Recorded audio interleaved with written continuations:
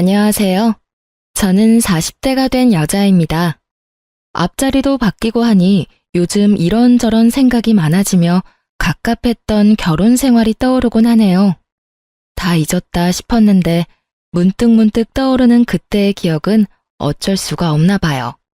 이제는 정말 털어내고 싶어 사연을 쓰게 되었어요. 함께 해주시겠어요?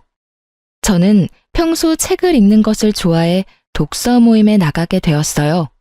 서로 감명 깊게 읽은 책을 교환하여 읽고 이런저런 이야기도 나눌 수 있는 모임이었죠. 남편 역시 그 모임에 나오는 남자 중 한 명이었고 늘 웃는 얼굴에 대화까지 잘 통하는 사람이라 호감이 가더라고요. 그렇게 마음이 깊어지고 남편 역시 저를 좋게 보고 있었는지 만나보지 않겠냐고 하더군요.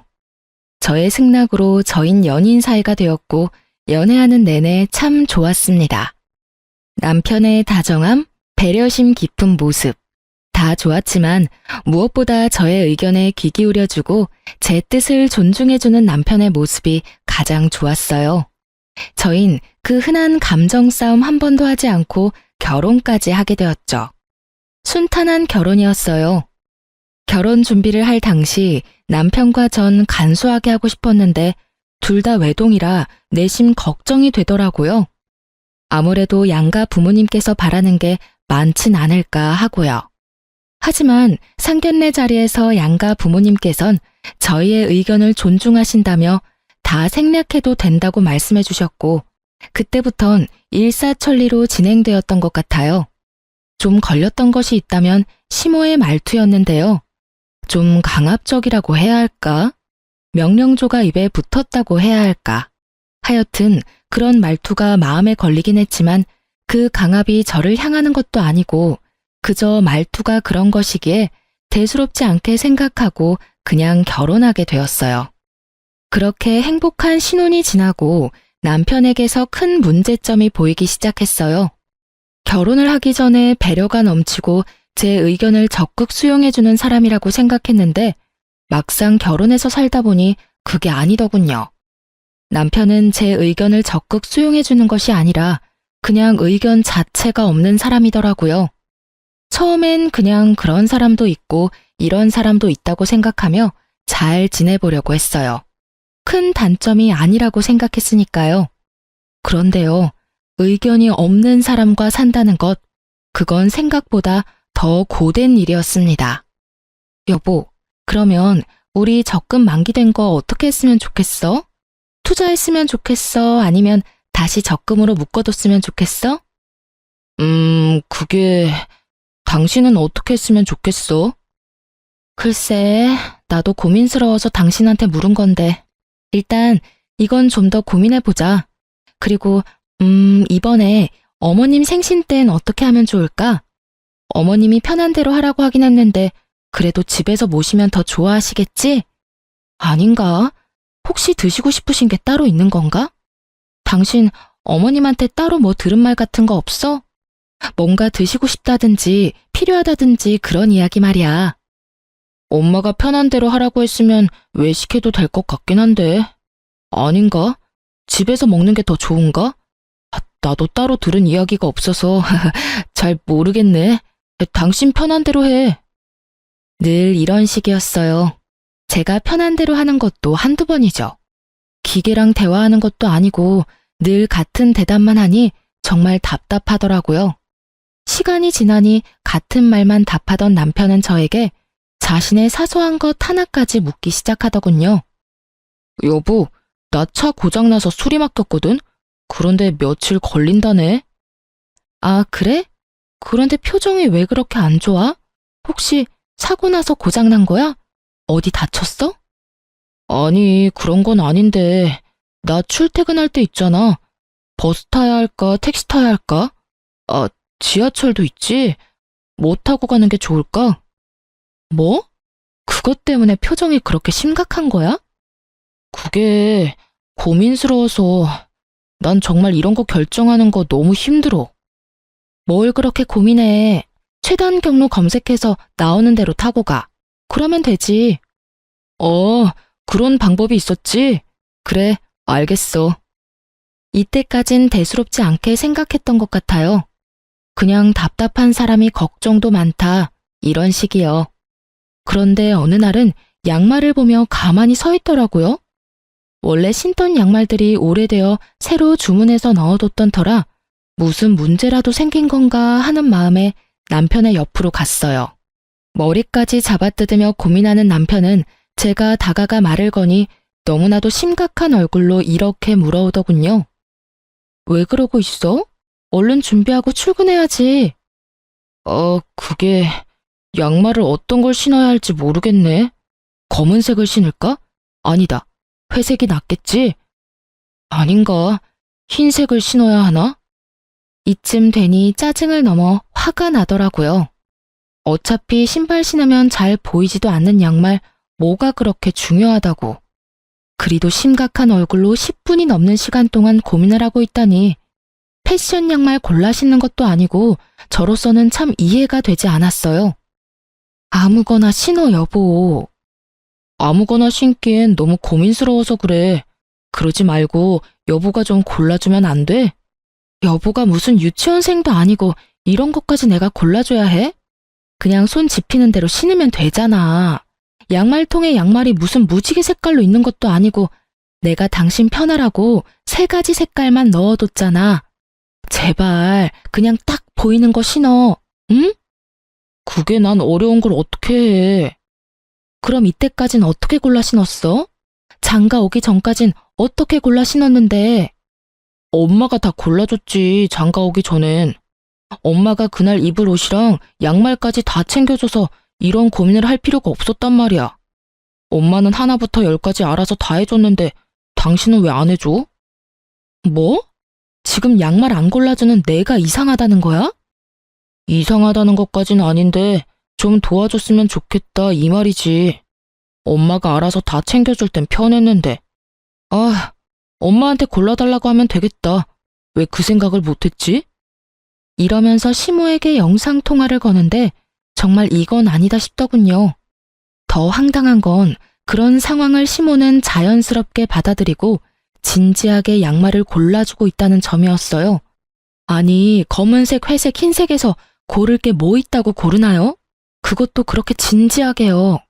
거기에다가 1~2살 먹은 어린애도 아니고 득달같이 영통까지 걸어 물어보는 남편이나 그걸 또 자연스럽게 골라주고 있는 시모나. 뭐 하는 짓인지 모르겠더라고요. 제가 황당함에 얼이 빠진 사이 전화를 끊은 남편은 뭐가 그리 신이 나는지 웃고 있었고 그런 남편의 모습이 더욱 이해되지 않았어요. 아니 여보, 지금이 몇 시인 줄은 알아? 7시 조금 넘었어. 당신 생각이 있어 없어? 꼭 이 아침부터 전화해서 그런 걸 물어야 해? 그럼 어떻게 해? 당신은 골라주지도 않고 짜증만 냈잖아. 나도 당신한테 묻는 거 짜증나고 스트레스 받는다고. 그래서 앞으로도 이렇게 어머님한테 전화해서 묻겠다는 말이야? 왜 진작 이 생각을 못했나 모르겠어. 결혼하기 전에도 엄마 말대로 해서 편했고 손해본 적도 없었어. 새삼 우리 엄마 정말 대단하다. 그렇지? 난 여보가 새삼 대단해. 당신이 마마보이야? 어떻게 하나부터 10까지 어머님한테 다 묻고 살겠다는 거야? 그것도 결혼까지 한 사람이. 당신은 한 집안의 가장이야. 알고는 있어? 마마보이라니. 당신 말이 좀 심한 거 아니야? 난 그저 고민하느라 흘려보내는 시간도 아깝고 거기에서 오는 스트레스도 싫을 뿐이야. 엄마한테 묻기만 하고 엄마가 시키는 대로만 하면 뭐든 다 좋아지는데 그게 왜 마마보이야? 이건 당연하고 합리적인 선택이라고 하는 거야. 알겠어? 앞으로는 당신 대신 엄마한테 물을 테니 그런 줄 알아. 사실 내가 엄마하고 상의해서 결정하면 당신이 더 편하고 좋은 거 아니야? 하여튼 나 출근해. 저녁에 봐. 이렇게 말한 남편은 시모와 5분의 통화로 결정된 검은색 양말을 신고 출근을 하더군요. 그제서야 알겠더군요. 남편은 지독한 결정장애도 문제이지만 그것보다 더 충격적인 문제는 심각한 마마보이라는 것을요. 한번 영상통화에 포문을 연 남편은 틈만 나면 시모에게 전화를 하기 시작하더라고요. 그저 양말이나 옷을 골라달라는 전화들이었으면 제가 이곳에 사연까지 쓸 일은 없었겠죠. 아니, 애초에 이혼까지 하진 않았을 겁니다. 남편은 저와 일어나는 크고 작은 일까지 의견을 묻는다는 명목하에 다 알리기 시작하더군요. 친정 아빠의 생신이라 당연히 참석해야 하는 자리에 사위가 가도 괜찮냐고 묻지를 않나 친구 결혼식에 가려고 하는데 축의금은 얼마를 해야 하며 식사는 하고 올지 답례품을 챙겨올지도 묻더군요. 어떤 날은 저녁에 된장찌개를 먹을까 김치찌개를 먹을까로 고민하길래 답답해서 된장찌개를 끓였더니 글쎄 그것도 시모에게 전화로 보고를 하더라고요. 엄마, 오늘 난 김치찌개가 먹고 싶었거든? 그런데 집사람은 된장찌개를 끓였지 뭐야? 이럴 땐 어떻게 해야 해? 그럴 땐 김치찌개를 먹고 싶다고 하고 새로 끓여달라고 하면 돼. 먹고 싶은 건 먹고 살아야지. 들었지? 나 김치찌개 먹고 싶어. 다시 끓여줘. 제 심정이 어땠을지 상상이 되시나요? 정말 보글보글 끓고 있는 된장 뚝배기로 남편 휴대전화를 부숴버리고 싶은 심정이었어요. 남편은 서서히 자신의 문제를 넘어 부부 사이의 문제까지도 시모에게 묻고 시모가 시키는 대로 하기 시작했고 당연히 저와 남편은 싸움이 잦아지게 되었어요. 일이 그렇게 되니 전 당연히 시모의 미움을 한몸에 받게 되었고 처음엔 남편을 통해 저에게 말을 전하던 시모는 어느 순간부턴 남편과의 전화를 끊어버리고 저에게 바로 전화를 걸어 훈수질을 하기 시작하더라고요. 아가, 너 요즘 우리 아들한테 잔소리를 그렇게 한다면서? 집안에서 여자 목소리가 너무 커도 좋지 않은 법이다. 나 봐라, 얼마나 내조를 잘하니? 날 보고 좀 배우렴. 그리고 앞전에 우리 아들 입고 왔던 옷은 영 별로더라. 그거 버리고 베이지 계열 옷 사다 입혀. 우리 아들은 그런 색 입히는 게 잘 받아. 알겠니? 이런 식으로요. 저에게 할 말을 어디 메모라도 해놨다가 몰아붙이는 것도 아니고 2, 3일에 한 번씩 전화가 와서 다다다 자기 할 말만 하고 끊어버리는데 정말 이건 아니다 싶더라고요. 아주 시댁의 시자만 들어도 치가 떨리는 상황인데 참고 있던 저의 인내심을 뚝 끊어버리는 일이 일어나고야 말았습니다.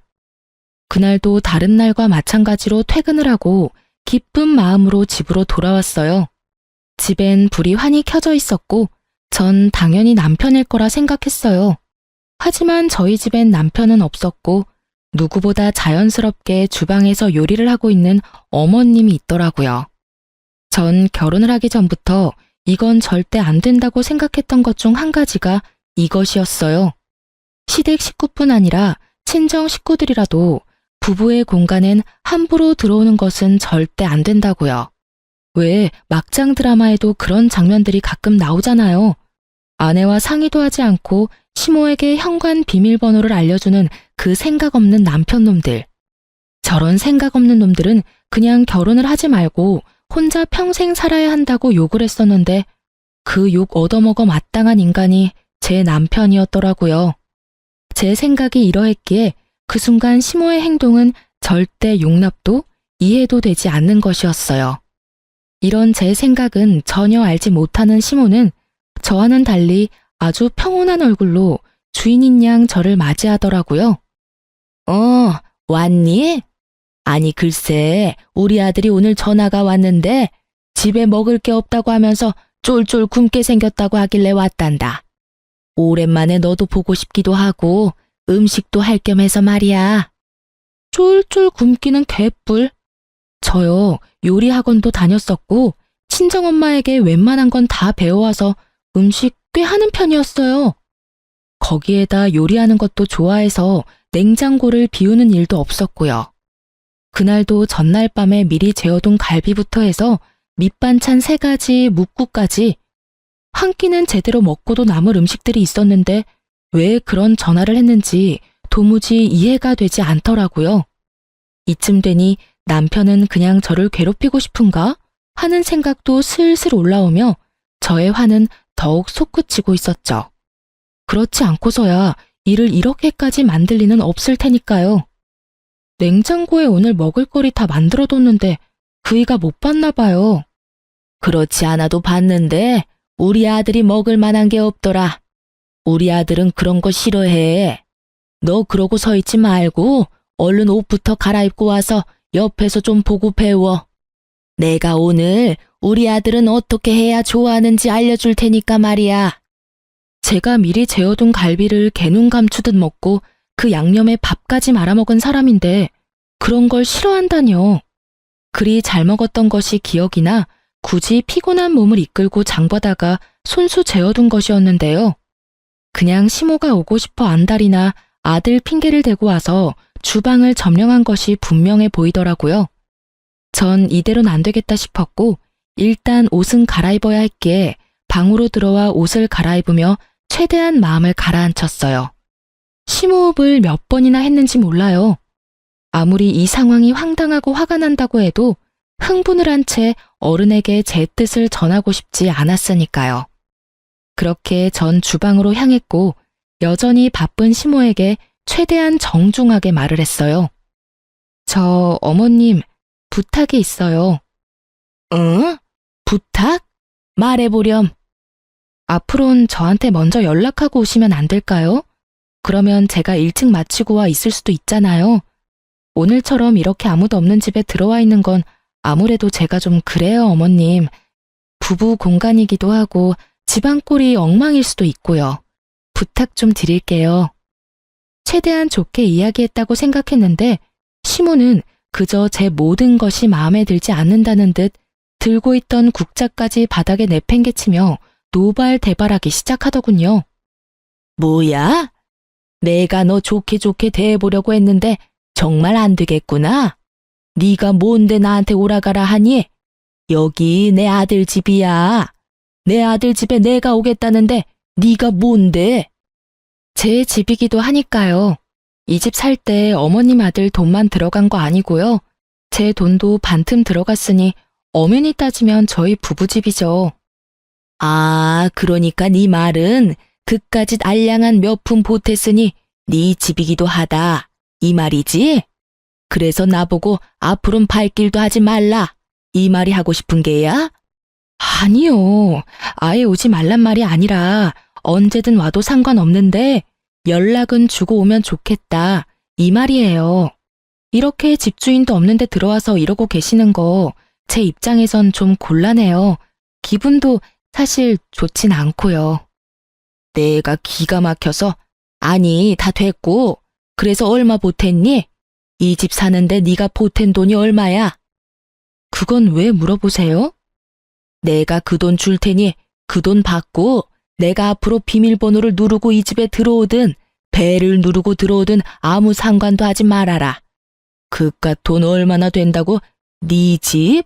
부부집이라고? 그게 어른한테 할 말이야? 그것도 시어머니한테? 정말 이 말을 듣는데 심장이 빨리 뛰기 시작하는 것이 느껴지더군요. 어른도 어른 나름이지. 더는 대접을 해줄 필요가 없다고 느낀 저는 그때부턴 참지 않고 시모에게 대응하기 시작했어요.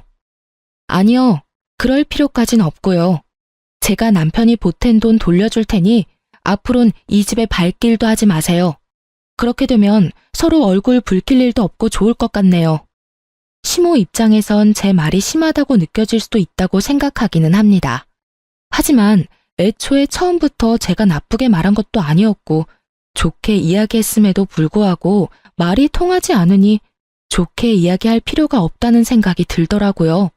그리고 다툼이 생기더라도 이참에 확실히 해놓지 않으면 앞으로 살면서 계속 이 문제로 크고 작은 언쟁이 오갈 것이 분명했기에 좀 강하게 나갔던 것 같아요. 시모는 이런 상황은 예상도 하지 못했는지 표정이 확 바뀌기 시작하더니 그때부턴 마구잡이 폭언이 시작되더라고요. 이 미친 것이 뭐야? 뚫린 입으로 한다는 말이 뭐? 발길도 하지 말아달라고? 오냐오냐 했더니 인연이 시댁 무서운지 모르고 말짓거리지? 너 오늘 잘 걸렸다. 오늘 내가 너 그 썩어 빠진 정신머리 확 뜯어 고쳐주마. 꿇어. 얼른 무릎 꿇고 손이 발이 될 때까지 빌어. 얼른. 제가 왜요? 제가 뭘 잘못해서 무릎까지 꿇어야 하나요? 전 절대 무릎 꿇을 생각도 손이 발이 될 때까지 빌 생각도 없어요. 아니, 애초에 잘못은 어머님이 하셨잖아요. 요즘 아무리 자식 집이라고 해도 아무도 없는 집에 이렇게 막무가내로 들어오는 부모님들이 어디 있어요. 저희 친정 부모님들은요, 사위 불편할까 싶어서 집에 찾아오지도 않으시고, 친정으로 부를 때도 사위 일정 2번, 3번씩 물어보시고, 컨디션 체크까지 해서 부르세요. 그런데 어머님은 제가 뭘 그렇게 잘못했다고 욕하면서 무릎까지 꿇으라고 하냐고요. 기어코 저의 입에선 쌓인 말들이 쏟아져 나와버렸고, 제 말을 듣고 있던 시모는 사연엔 차마 쓰지 못할 욕을 하기 시작하더군요. 각종 동물의 새끼들이 난무하고 제 어깨를 손가락으로 밀치기까지 하는데 차마 상종 못할 인간이라는 생각이 딱 들더라고요. 그래서 전 대화가 시작되기 전 혹시 모를 상황에 대비해 녹음 중이던 휴대전화를 버젓이 시모의 얼굴에 내밀었어요. 그러니 또 시모가 노발대발하며 물어오더라고요. 너 지금 뭐 하니? 설마 녹음하니? 네, 다 녹음하고 있어요. 혹시나 하는 상황이 오면 이런 것도 다 증거가 된다고 하더라고요. 그래서 미리미리 증거 확보하고 있어요. 사실 증거용으로 녹음한 것은 아니었고 남편에게 네가 오늘 나에겐 단 한마디 상의도 없이 시모에게 현관 비밀번호를 알려줘서 이런 상황까지 왔다는 것을 들려주려고 녹음한 것이었는데 이게 이런 식으로 쓰일 줄은 저도 미처 알지 못했네요. 하여튼 시모는 본인이 생각해도 말이 심해도 너무 심했다 싶었는지 이때부턴 말은 하지 않았고 말 대신 눈으로 욕을 하기 시작하더군요. 그러면서 본인이 만든 음식과 식탁 위에 올려져 있던 한약을 챙기며 이렇게 말하더라고요. 내 아들 먹이려고 한 음식 네 입에 들어가는 꼴은 못 보겠으니 다 챙겨가서 내 아들 먹이마. 그리고 이 한약은 너 임신 잘 되라고 비싼 돈 주고 지어온 한약인데 네 말대로 혹시 모르는 상황이 올 수도 있으니 이것도 가지고 가마. 네, 그렇게 하세요. 그리고 다음부턴 연락은 꼭 하고 오시고 빈집에는 들어오지 마세요. 못된 년 같으니라고 오라고 부탁을 해도 앞으로는 올 일 없을 것이다. 오늘 네가 나한테 어떻게 했는지 잊지 말렴. 내 기필코 네가 땅을 치고 후회하게 만들어줄 테니. 마지막까지 대화를 욕으로 마무리한 시모는 현관으로 향했고 그 순간 퇴근하고 돌아오는 남편과 마주하게 되었죠. 머리끝까지 화가 난 시모는 남편을 지나쳐 나가버렸고 남편은 심상치 않은 분위기를 감지했는지 집으로 들어오려던 발걸음을 돌려 그대로 시모를 따라가 버리더라고요. 기가 얼마나 막히는지 그저 코웃음만 나더군요. 전 이때부터 심각하게 이혼을 고민하게 되었어요. 사랑? 물론 남편을 사랑하긴 했었죠. 그러니 결혼까지 하게 되었던 거고 그때껏 모진 수모도 참아왔던 거고요. 하지만 그 사랑이란 감정도 많은 실망들로 인해 식어버린 지 오래였고 무엇보다 저딴 인격의 시모를 진심으로 존경하며 잘 살 자신이 없었어요. 제 고민이 깊어지는 사이 일주일이 지났고 그렇게 가버린 남편은 연락도 없이 돌아오지 않고 있었어요. 하루 이틀이야 저 역시 머리가 복잡했기에 돌아오지 않는 남편을 보며 차라리 잘 됐다는 생각도 했었지만 그것이 3일이 되고 4일이 되더니 기어코 일주일 찍고 나니 아무리 그래도 이건 아니라는 생각이 들더라고요. 그래서 전 끝을 내더라도 얼굴을 보고 끝을 내야겠다는 생각에 시댁으로 찾아가게 되었어요. 시댁에 도착을 하니 어떤 젊은 여자가 시댁 문을 열고 들어가고 있었는데 한눈으로 봐도 처음 보는 여자인데 자연스럽게 열린 대문으로 들어가고 있더라고요. 누구인지 떠올리는 것도 잠시 제대로 닫히지 않은 대문을 열고 시댁으로 들어갔고 현관문도 열어보니 잠겨있지 않아 인기척을 내며 들어가려는 순간이었어요.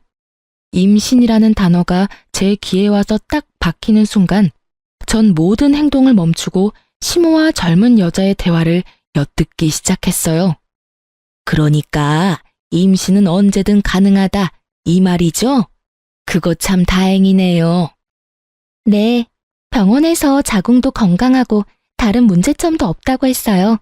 결과지는 여기 있어요. 좋네요. 아유, 한 번에 임신이 되면 얼마나 좋을까. 내 나이도 있고 아들도 그렇고 빨리 손주가 보고 싶거든요. 오죽했으면 이런 짓까지 하겠어요.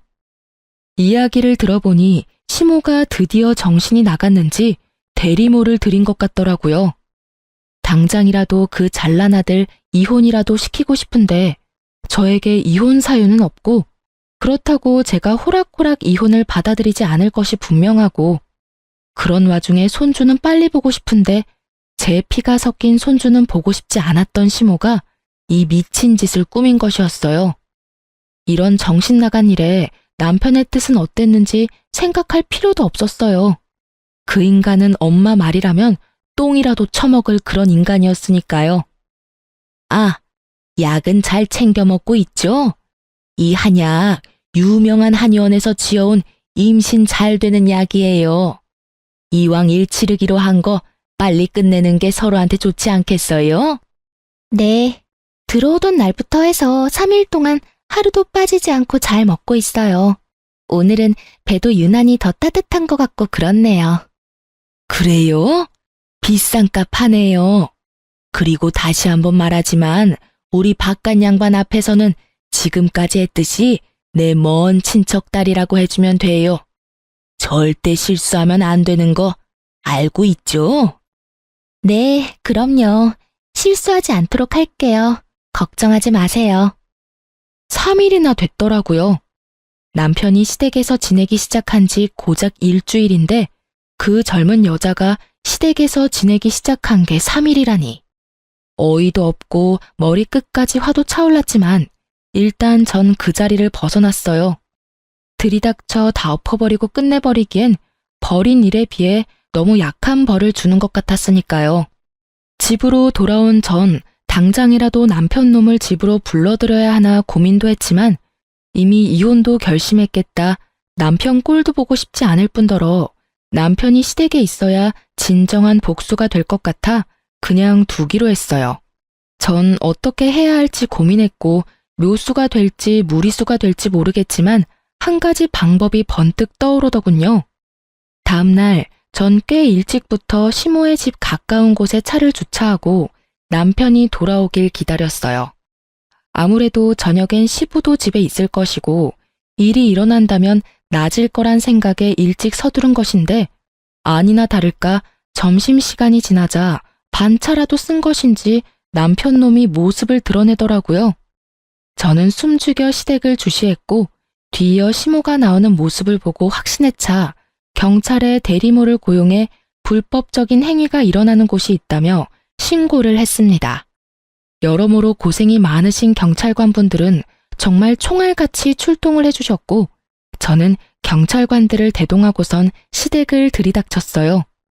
남편이 집에 두고 간 시댁집 열쇠를 챙겨온 덕에 벨 따윈 누를 필요도 없이 그야말로 현장 급습을 하게 된 것이었죠.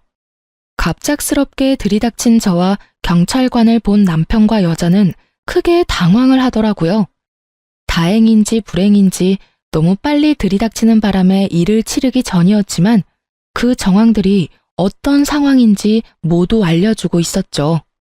여자는 당황스러운지 방으로 숨어 나오지 않았고 남편은 거실로 나와 아무 말도 못하고 저와 경찰분들의 눈치만 살피며 시모에게 연락을 하고 있더라고요. 뭐 당연한 일이라고 생각했네요.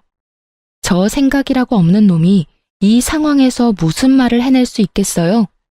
시모는 근처에서 대기하고 있었는지 빨리도 돌아왔고 오면서 변명거리라도 생각했는지 신발을 벗기도 전에 말을 쏟아내고 있더라고요. 대리모라니 말도 안 돼요. 저 애는 우리 아들이랑 지금 만나고 있는 애라고요. 에? 유부남 아닌가요? 여기 이분이 부인이라고 하던데요. 유부남 맞아요. 맞긴 한데 곧 이혼할 예정이라 별거 중이었어요. 아무래도 며느리가 큰 오해를 하고 신고까지 한 모양인데 절대 그런 거 아니니 이만 돌아가 주세요. 이혼이라뇨? 전 이혼에 관해선 이야기 들은 적도 없는걸요. 다툰 건 남편이 아니라 어머님이랑 다퉜고 집 나간 남편이 일주일째 집에는 오지도 않고 시댁에 있었던 건 맞는데 이혼 이야기는 한 적도 없어요. 상반되는 주장에 경찰관은 이러지도 저러지도 못하는 상황이 되어버렸어요. 대리모 처벌을 받게 된다면 제일 좋은 상황이겠지만 찾아보니 불법적인 행위는 맞으나 그걸 증명하는 것이 몹시 어려울 뿐 아니라 현실적으로 힘들 수 있다는 걸 알고 있었기에 이쯤에서 경찰관들은 보내드리기로 했어요. 애초에 저의 계획은 이 모든 광경을 경찰분들이 함께 보고 들어 훗날 혹시 모르는 상황에 이와 같은 사유로 신고했다는 기록을 남기고 또 저의 증인이 되어주시면 좋겠다 하는 마음에서 신고를 한 것이었으니까요. 저의 계획대로 경찰관들은 언제든 도움이 필요하다면 연락을 달라며 연락처를 주고 가셨고 시모는 저에게 고래고래 소리를 지르기 시작하더군요. 이 미친년아, 이게 무슨 짓이야? 경찰에 신고를 해? 네가 제정신이야? 누가 누구한테 해야 할 말을 하고 있는지 어머님이야말로 제정신이세요? 도대체 무슨 생각이면 이딴 짓까지 할 수 있는지 그 정신세계가 다 궁금하네요. 비치지 않고서야 이딴 짓을 벌일 생각을 하세요?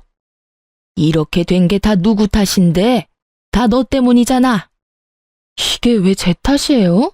미쳐도 곱게 미쳐야지. 왜 엄한 사람 탓을 하세요? 네가 날 무시해서 이런 일이 일어난 거다. 내 아들을 데리고 사는 주제에 네가 감히 날 무시해? 집에 발길도 하지 마. 연락을 해? 네가 내 말만 잘 듣고 그따위로 굴지만 않았어도 내가 이렇게까지 하진 않았을 거다. 이 모든 게 다 날 무시한 너 때문에 일어난 결과다. 이 말이야. 알겠니? 정말 정신이 나간 사람처럼 눈을 뒤집고 억지를 부리던 시모는 방에 숨어 떨고 있던 여자를 끌고 와 자신의 옆에 세우더니 이렇게 말하더군요. 난 얘를 내 며느리로 맞을 예정이니 넌 그런 줄 알고 당장 내 아들이랑 이혼해. 당장!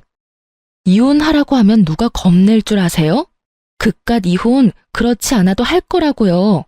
돈 두둑하게 준비해두는 게 좋을 거예요. 저 소송을 하는 한이 있더라도 위자료 청구는 꼭 할 거니까요. 위자료? 우리가 왜 위자료를 줘야 하니? 그런 돈 먹고 죽으라고 해도 없다. 내 말 못 들었니? 우리 아들 이 여자랑 결혼시키려면 돈 들어갈 데가 한두 군데가 아닌데 너한테 줄 돈이 있겠니?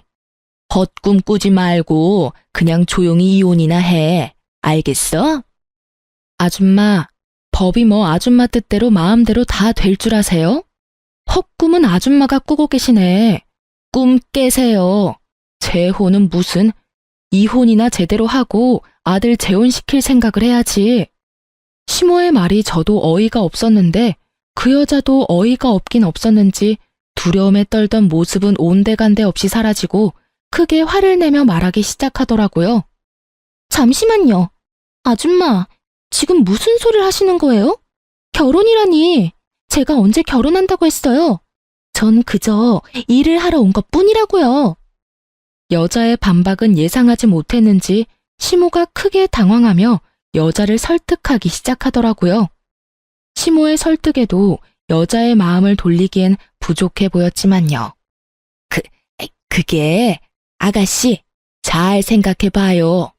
우리 집 이 정도면 꽤 사는 편이고 우리 아들 능력도 좋아. 아가씨도 이런 일이나 하는 것보단 결혼해서 아기 낳고 안정적으로 사는 게 더 좋지 않겠어요? 며칠 되진 않았지만 내가 아가씨가 마음에 들어서 그래. 우리 바깥 양반한테야 사실 먼 친척이 아니라 친구 딸이었다고 둘러대면 되는 거고. 어때요? 좋지 않아요? 좋기는요? 제가 비록 돈이 급해서 이런 제안을 받아들이긴 했지만 이딴 남자랑 결혼할 생각은 죽어도 없다고요. 거기에다가 이런 시어머니라니 제가 미쳤어요? 그리고 유부남이라니 이혼남이라고 했잖아요. 이혼했는데 자녀는 꼭 보고 싶어서 어쩔 수 없이 이런 방법까지 찾게 됐다면서 그래놓고선 기막혀서 정말. 저 그만둘게요. 어차피 그 한약만 먹었다 뿐이지 일은 시작도 못했고 돈도 못 받았으니까 없던 걸로 치자고요. 그럼 전 가볼 테니 집안일은 알아서들 해결하시라고요. 아가씨, 그러지 말고 다시 생각해 봐요. 몇 번을 생각해도 제 생각은 변하지 않으니 이것 좀 놓으시라고요. 간절하게도 매달리는 시모의 팔을 뿌리친 여자는 자신의 짐을 챙겨 현관문을 열었고 그 순간 사람들이 우르르 넘어지듯 시댁으로 들어오는 것이 아니겠어요?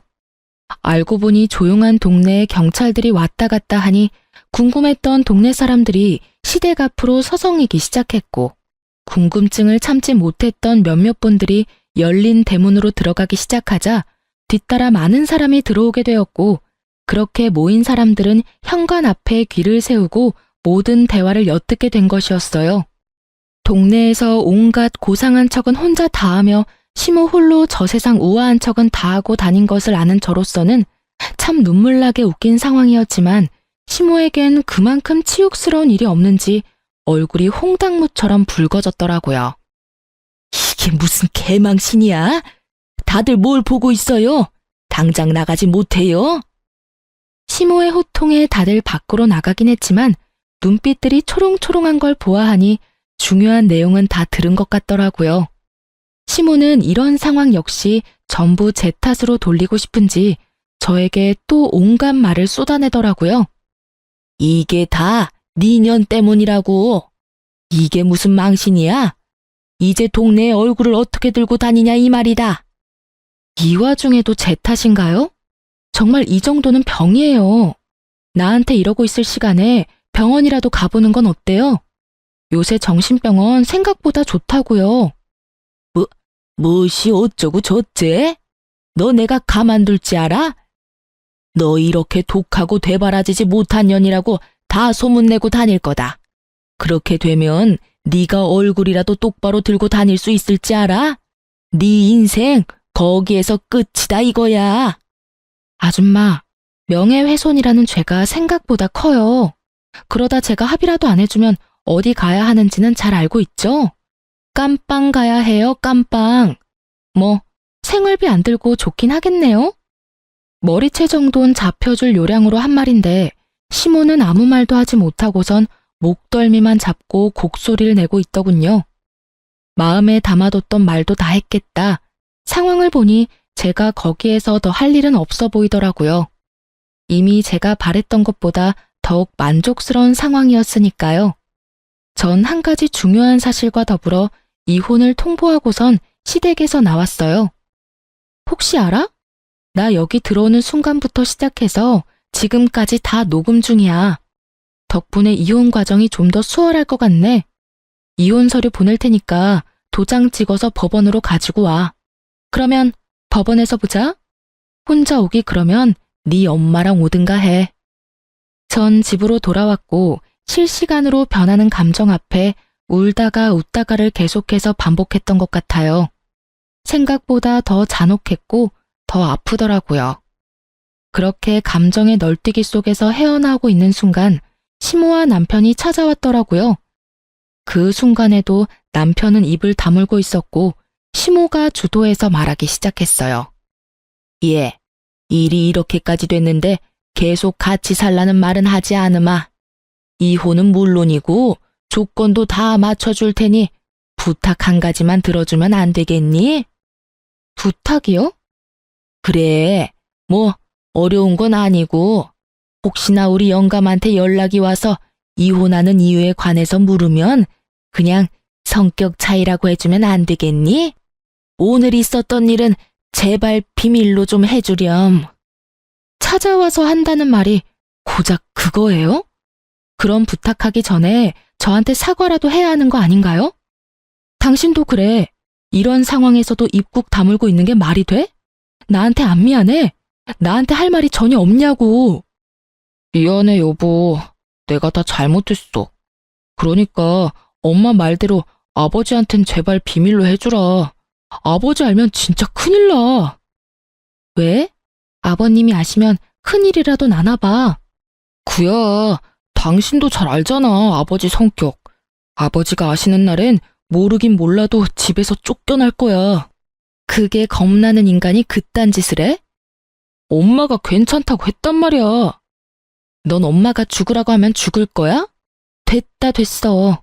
내가 너 같은 마마보이랑 무슨 말을 하겠어? 일단 알겠으니까 네 엄마 데리고 좀 가. 두 사람 계속 보고 있다간 정말 큰 사고 칠 것 같으니까. 두 사람은 몇 번이나 정말이냐며 되묻더니 돌아가더라고요. 전 정말로 아버님에게 알릴 생각이 없었어요. 왜냐고요? 이미 아버님은 알고 계셨으니까요. 제가 시댁에서 나오는데 실행력 하나는 끝내주는 동네분이 이미 아버님에게 전화를 걸어 모든 사실을 알리고 있더라고요. 그러니 두 사람의 애원대로 제가 비밀로 한다 한들 이미 소용없는 일이지 않겠어요? 그 비정상적인 집안에서 유일하게 정상적인 분이 아버님이시니 두 사람의 앞날이야 뻔했죠. 아니나 다를까 퇴근을 하신 아버님은 시댁을 뒤집어 엎어버리고 저에게 전화를 주셨더라고요. 수화기 너머로 들려오는 시모와 남편 놈의 흐느끼는 소리가 참 들을만 하더군요. 아가야, 이야기 다 들었다. 내가 너에게 너무 미안해서 어떻게 미안하단 말을 전해야 하는지 모르겠구나. 정말로 미안하구나. 내가 너를 대신해서 두 사람에게 크게 한 소리 했다. 아무리 정신이 나갔다고 해도 어떻게 그런 짓거리까지 할 수가 있는지. 아휴, 너도 그렇다. 그런 일이 있었으면 혼자 끙끙거리지 말고 나한테 알렸어야지. 혼자 얼마나 힘들었을 거야. 내가 정말 그 말을 듣는데 우리 아가가 혼자 힘들었을 생각을 하니 억장이 다 무너져서 혼났어. 좋지도 않은 일 일찍 아셔봤자 이렇게 속상해하실 게 뻔하니 입이 안 떨어지더라고요. 죄송해요. 네가 죄송할 게 뭐가 있어? 내 걱정에 그런 걸 나도 다 알고 있는데. 어찌되었든 난 이 인간들한테 어떠한 도움도 주지 않을 테니 네가 하고 싶은 건 다 하렴. 알겠니? 네, 알겠어요. 그렇게 말씀해 주셔서 감사해요. 감사하긴. 늘 건강하거라, 아가. 네, 아버님도 건강하세요. 이 통화를 마지막으로 아버님과 더는 연락을 주고받는 일은 없었어요. 전 변호사를 선임했고 제가 가지고 있던 모든 증거를 넘겨드렸죠. 이혼 소송과 함께 시모를 상대로 한 위자료 청구 소송도 진행하게 되었고 전 승소하게 되었어요. 결정적으로 승소를 하게 된 건 당시 현장에 출동했던 경찰관 두 분의 증언과 출동 기록 때문이었는데요. 어쨌든 전 성공적으로 이혼을 했고 위자료도 생각보다 더 많이 받을 수 있었네요.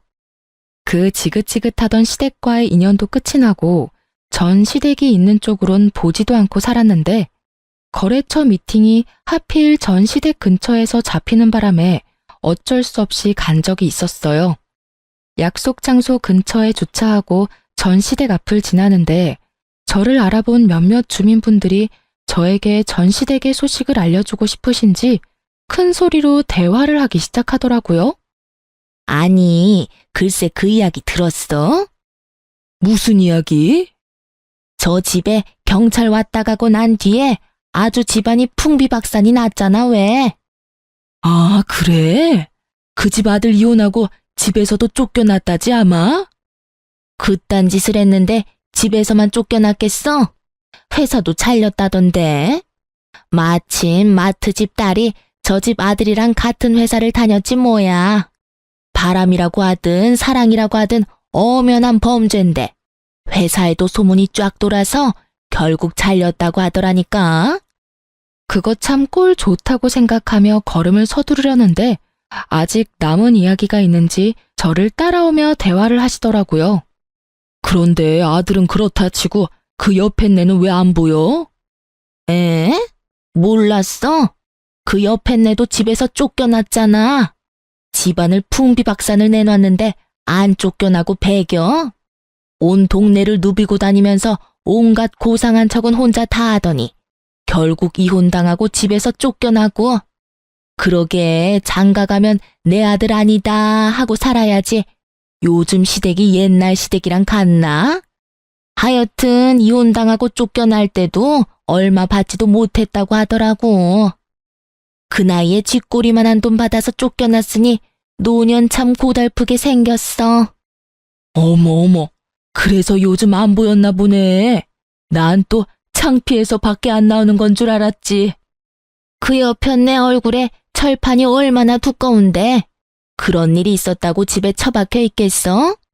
아마 모르긴 몰라도 이혼 안 당했으면 아무 일도 없었다는 듯이 온갖 고상한 척은 다 하면서 다녔을 거야.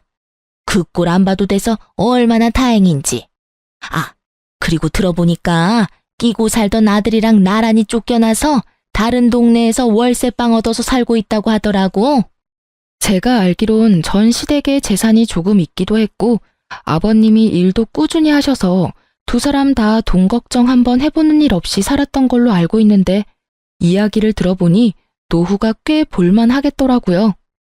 그나마 모았던 전 시모의 비상금도 위자료로 저에게 다 준 것으로 알고 전 남편 역시 남은 돈이 얼마 없는 것으로 알고 있으니까요. 거기에다 직장까지 잃었으니 절망스럽겠네요. 아, 아닌가요?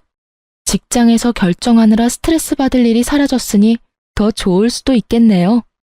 거기에다 뭐든 다 챙겨주고 결정해주는 전 시모가 옆에 있으니 어쩌면 더 행복할 수도 있겠네요. 통쾌한 소식을 전해주신 동네분은 하고 싶었던 말을 다 하셨는지 더는 저를 뒤따르지 않으시더라고요. 속으로 감사의 마음을 전했습니다. 덕분에 그 인간들의 통쾌한 결말을 알게 되었으니까요. 요즘엔 전 진급을 앞두고 있어서 바쁘게 보내고 있어요. 그 끔찍한 마마보이와 이혼을 한 지도 벌써 5년이란 세월이 흘러갔네요. 이렇게 보니 새삼 시간이 참 빠른 거 있죠? 그 사이 전 좋은 사람을 만나 연애를 하고 있어요. 남자친구는 평범한 직장인인데 직장뿐 아니라 다 평범하기 그지없는 평범한 사람인데 저에 대한 애정만큼은 평범하지 않은 그런 남자예요. 남자친구를 사랑하긴 하지만 한번 실패한 경험이 있어서 그런지 결혼 생각이 쉽사리 들진 않네요.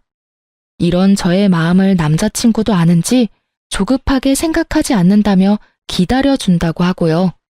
뭐 이렇게 연애만 해도 좋다고 하니 일단 지금 이 순간을 즐기며 2번 실패하는 일은 없도록 신중하게 고민해 보려고요. 이로써 저의 사연은 끝이 났네요. 어떠셨을지 모르겠어요. 전 다른 분들 사연을 들을 때 함께 욕도 하고 통쾌해하며 사연을 듣곤 했었는데 여러분도 그러셨나요? 어쨌든 저의 긴 사연 들어주셔서 감사합니다. 좋은 하루 되세요.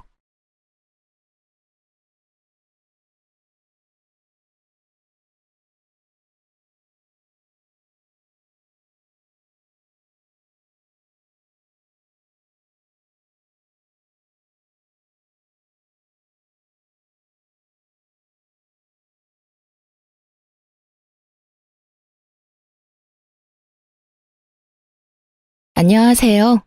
저는 평소 사연을 들으며 육아 스트레스를 풀고 있는 애청자입니다.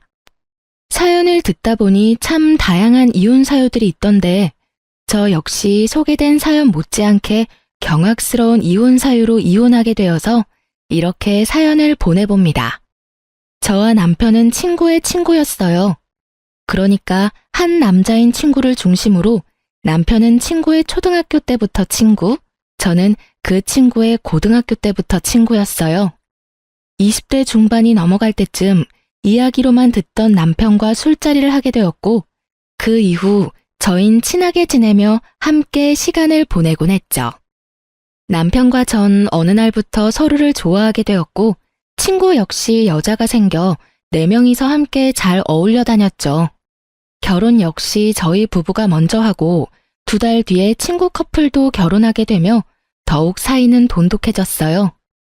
그렇게 저흰 변하는 계절마다 함께 여행도 다니며 출산도 비슷한 시기에 하게 되는 둘도 없는 친구 사이가 되었어요. 출산을 하고 난 직후를 제외하곤 자주 왕래하며 지냈어요. 함께 육아를 하기도 했고 문화센터도 함께 다니며 많은 시간을 함께 보내곤 했어요. 아기들이 돌이 지나고 난 뒤에는 각자 친정 또는 시댁에 아기를 맡기곤 부부들끼리 여행도 다니곤 했어요. 그런데 생각조차 하지 못했던 곳에서 문제가 생겨나더라고요. 그건 바로 남편의 행동이었어요. 그날도 아기는 시댁에 맡기고 부부 동반 여행을 떠났고 주변을 산책 겸해서 구경하고 있는데 벌 두어 마리가 주변을 맴돌기 시작했어요. 저와 친구의 아내는 소리를 지르며 호들갑을 떨기 시작했고 남편과 친구는 벌을 쫓아내기 바빴어요. 그런데 문제는 여기에서 일어났죠. 아니, 글쎄 친구는 그렇다 치고 남편까지 친구 아내 옆에 붙어 벌을 쫓아내고 있는 것이 아니겠어요? 친구야 자기 아내의 옆에서 벌을 쫓는 것이 당연했지만 내 남편이 친구 아내의 옆에 붙어 그러고 있는 것은 참 이상할 뿐더러 그 행동에 대한 서운함은 엄청나게 크더라고요. 제가 서운함의 남편을 보고 있으니 남편이 이렇게 변명을 하더군요. 아니, 그게 아니라 이쪽에 벌이 더 많아서 쫓다 보니 이렇게 됐네. 당신 괜찮아? 쏘이진 않았어? 이제 와서 걱정한다고? 그쪽에서 그렇게나 열심히 쫓아내놓고? 에이, 미안해. 내 맘 알지? 벌이 있는 쪽은 제 쪽이었는데도 불구하고 남편은 친구 아내가 있는 쪽에 벌이 많았다며 변명하더군요. 빠른 사과를 하는 남편을 보며 애써 서운한 마음을 억눌렀지만 알게 모르게 친구 아내를 챙기는 모습에 그 서운함은 점점 쌓여갔어요. 그렇게 숙소에 도착했고 저의 서운함은 그만 폭발하고야 말았습니다. 숙소에 도착한 저희는 역할 분담을 하기로 했고 남자들은 짐을 옮기고 여자들은 고기와 새우를 구우며 간단한 식사 준비를 하기로 했죠. 친구 아내와 저는 고기와 새우를 굽기 시작했고 갑자기 새우 껍질 파편 같은 것이 딱 소리를 내며 제 얼굴에 튀어버렸어요. 전 너무 놀라고 아파 악소리를 냈고 친구 아내는 다치진 않았지만 소리에 놀라 악 하고 소리를 지르더군요. 저희의 소리를 들은 남편이 달려와 상황을 대충 살폈고 사왔던 얼음을 봉지에 넣은 후 수건으로 감싸더군요. 전 당연히 저를 위한 것이라 생각했고 손을 내밀었어요. 하지만 그 얼음은 제가 아닌 친구 아내의 얼굴로 향했고 전 그 순간이 너무 당혹스럽더라고요. 하지만 저보다 더 당황한 친구의 아내가 멋쩍은 듯 자신은 다치지 않았고 제가 다쳤다며 얼음을 저에게 내밀었고 전 순간 기분이 팍 상하며 서운함이 폭발해버렸죠. 자기 눈에는 다친 내가 안 보여? 누가 봐도 다친 쪽은 나잖아. 진짜 미안.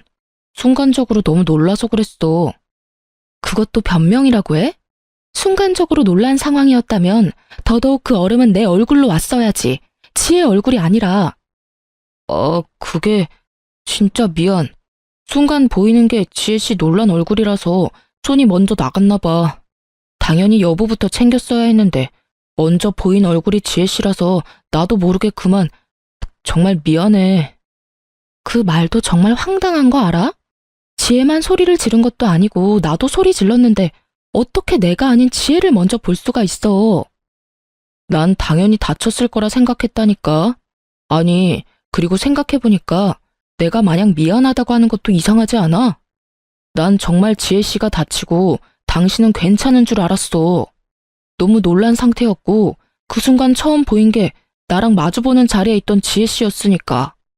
그래서 지혜 씨한테 얼음을 챙겨준 것뿐이야. 그게 그렇게 잘못된 행동이야? 당신이 이렇게 화낼 만큼? 당신은 지금 내 말을 하나도 이해하지 못했구나. 내가 왜 섭섭해하는지도 내가 왜 화가 났는지도 전혀 모르고 있고 당신이 이런 사람인 걸 아니까 더 화가 나는 거야. 남 일이라면 그게 설사 나라도 이렇게나 관심이 없는데 오늘 당신 행동은 유독 거슬리잖아. 당신은 모르겠어? 당신 오늘 행동 이상한 거? 남편은 제 말에 아무 말도 못하더라고요. 저는 그 모습에 더욱 화가 났지만 더는 친구 부부 앞에서 심한 꼴을 보이고 싶지 않았기에 흥분을 가라앉히고자 방으로 들어와 버렸어요. 혼자가 되자 서러움이 복받쳐 눈물이 나기 시작했고 곧 주체할 수 없이 눈물이 나오더라고요. 그 순간 친구의 아내가 방으로 들어왔고 울고 있는 저를 보고선 괜히 자신이 미안하다며 저를 달래주기 시작했어요. 혜진아, 울지 마. 괜히 나 때문에 내가 미안해. 네가 왜 미안해? 잘못은 내 남편이 했는데. 네가 미안해할 이유 전혀 없어. 그게 아니라 사실은 내가 요즘 우울증 증세가 좀 심해졌거든. 이유 없이 눈물도 막 나고 나쁜 생각만 들고 너무 무기력하고 그래. 그래서 아마 혜진이 네 남편이 날 더 신경 써주는 것 같아. 미안해, 혜진아. 아, 그래? 그랬구나. 전 이상했어요. 평소 섬세함, 다정함과는 거리가 멀어도 한참 먼 남편이 친구 아내가 우울증인데 이렇게까지 신경을 쓰는 것도 이상했지만 친구의 아내가 우울증이 심하다는 것까지 세세하게 알고 있다는 사실이 더욱 이상하고 이해가 되지 않았어요. 친구가 우울증 이야기를 하며 잘 챙겨달라고 했겠지 라고 생각해 보려고 해도 그 역시 말이 안 됐어요. 같은 여자이고 더 가깝게 지내는 제가 있는데 저에게도 말하지 않은 사실을 굳이 남편에게 말했을 리가 없었으니까요. 어떻게 생각을 해도 남편의 행동은 분명 이상했어요. 이상한 것 투성이었지만 기껏 기분 전환 겸 온 여행에서 더는 분위기를 망치고 싶지 않았고 그렇기에 사과를 하러 온 남편의 사과를 받아주었어요. 그렇게 분위기를 맞춰주며 나름 여행을 잘 마무리할 수 있었고 그날 이후 전 남편의 행동을 자세히 살피기 시작했어요. 남편에게 별다른 특이점은 보이지 않았고 변한 것이 있긴 했는데 저와 딸에게 더 신경을 써주며 더욱 잘 대하려고 노력한다는 것이었어요. 그런 모습을 보면 괜한 억측이었나 하는 생각이 들었고 그렇게 전 남편을 향한 미운 시선을 거두고 다시 남편과 잘 지내며 평소와 다름이 없는 일상을 보냈어요. 여행을 다녀오고 난 후 친구 부부와는 자연스럽게 거리가 생기기 시작하더군요. 그 이유는 저희 부부의 다툼 때문이었는데 그런 이유로 다투고 나니 친구 부부를 보는 것이 좀 꺼려지더라고요. 그래서 저흰 만나는 날이 줄어들었고 점점 그날의 일을 잊어가고 있었어요. 그날의 일을 잊어가는 만큼 친구 부부와 저희 부부 사이의 갯돈은 쌓여갔고 저흰 이번 여행을 마지막으로 걔는 더 이상 하지 않기로 결정하고 오랜만에 마지막 여행을 떠나게 되었어요. 시간도 꽤 흘렀고 그때의 감정은 많이 무뎌진 상태였기에 비교적 설레는 마음으로 여행을 떠났고 숙소를 보는 순간 정말 오길 잘했다는 생각이 들더군요. 그 당시 갯돈이 많이 모이기도 했지만 비수기 평일이었던 터라 꽤 좋은 독채를 빌릴 수 있었고 생각보다 더 좋은 독채의 구성에 기분이 절로 들뜨게 되었어요.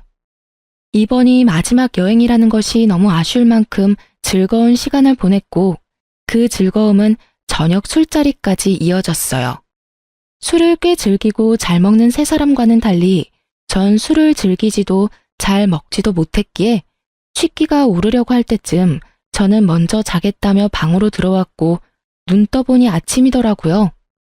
당연히 옆에서 자고 있겠지 했던 남편은 제 옆에 없었고 제 옆이 아니면 당연히 거실에는 있어야 할 남편의 모습은 거실에서도 보이지 않았어요.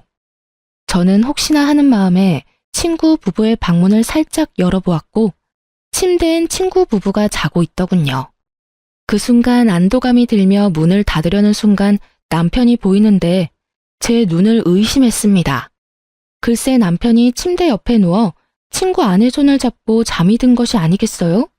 그 모습을 본 순간 완벽한 여행은 순식간에 최악의 여행이 되어버렸고 남편을 향해 소리를 질러버렸어요. 야, 너 도대체 뭐 하는 짓이야? 저의 고함에 세 사람은 누가 먼저라고 할 것도 없이 일어났고 다들 제가 왜 그러는지 사태 파악을 하느라 정신이 없어 보이더라고요.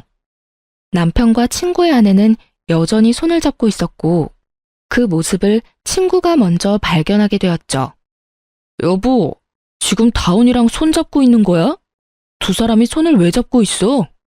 친구의 물음에 그제야 손을 잡고 있다는 것을 인지한 두 사람이 서둘러 손을 놔버렸지만 이미 늦은 일이었죠.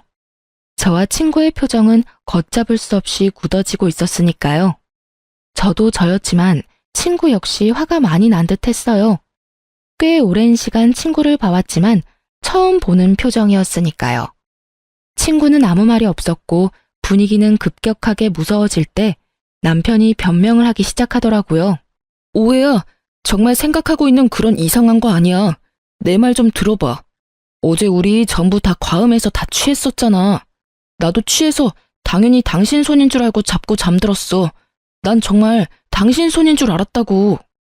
어떻게 보면 참 그럴싸한 변명이었지만 어떻게 들으면 성의가 조금 더 없는 변명이었죠. 전 더는 그 자리에 있고 싶지 않았고 아무 말도 하지 않은 채 제 짐만 챙겨 혼자 차를 끌고 집으로 돌아와 버렸어요. 돌아오는 내내 생각하고 또 생각했지만 말이 되지 않는 상황이었기에 화가 가라앉기는커녕 더욱 끓어오르기만 하더라고요. 그렇게 화를 삭히지 못하고 집안을 걸어다니고 있으니 친구의 차를 얻어 타고 온 남편이 들어왔고 자신을 노골적으로 피하는 저를 붙잡더니 변명을 토해내기 시작하더군요. 여보, 진짜 오해야. 내 말 좀 들어줘. 우리 어제 마지막 여행이기도 했고 여행 내내 즐거워서 내가 좀 들떴었나 봐. 그래서 그런지 술이 취하는 줄도 모르고 마셔댔어. 그러다 취해서 방을 잘못 찾아갔었나 봐. 이 모든 게 과음한 상태에서 방이 헷갈리는 바람에 일어난 해프닝일 뿐이야. 그러니까 그 오해 좀 풀어주면 안 될까? 나 정말 당신이 생각하는 그런 거 아니야. 그게 말이 돼? 그렇다고 방을 헷갈려? 아니, 너무 취해서 방 정도는 헷갈릴 수도 있다고 쳐. 버젓이 두 사람이 침대에 누워있으면 당연히 그 방에서 나와야 하는 거 아니야? 그리고 아무리 취해도 당신 내 손 잡고 잔 적도 없었잖아. 그래서 말했잖아. 내가 좀 들떴었다고.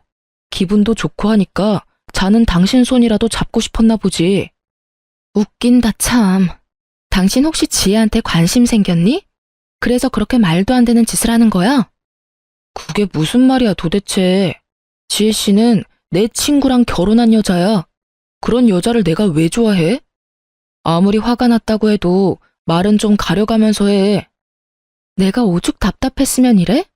오죽 이 상황이 이해가 안 되면 그런 더러운 상상까지 하겠냐고.